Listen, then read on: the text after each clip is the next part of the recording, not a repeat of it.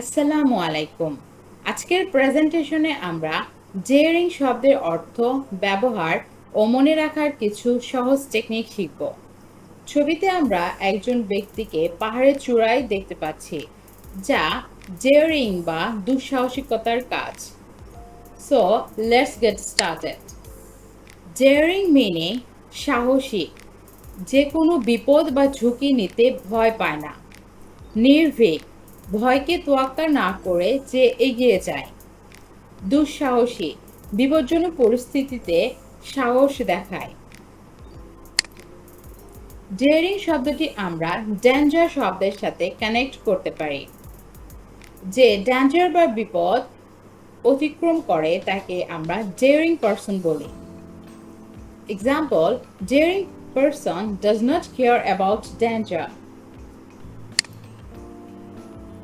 Synonyms বা সমার্থক শব্দ of daring is brave, courageous, fearless, bold, adventurous. বাংলায় কিছু উদাহরণ দেখি। সে একজন ডেয়ারিং সাংবাদিক, সব বিপজ্জনক এলাকায় যায়। Another is শিশুটি অজানাকে জানার প্রতি খুবই ডেয়ারিং আচরণ দেখিয়েছে। এখানে ডেয়ারিং মিনিং দুঃসাহসিকতা। Example in English, it was a daring escape from the burning building. এটি ছিল জ্বলন্ত ভ্রমণ থেকে একটি সাহসী পলায়ন।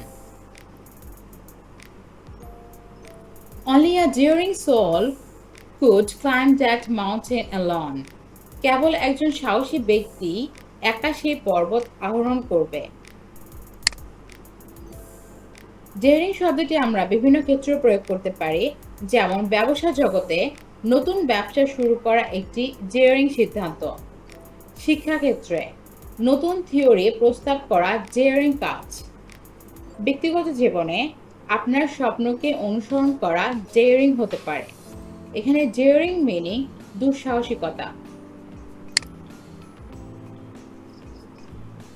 ডেয়ারিং শব্দটি আমরা বিভিন্নভাবে প্রয়োগ করতে পারি কথোপকথনে এবং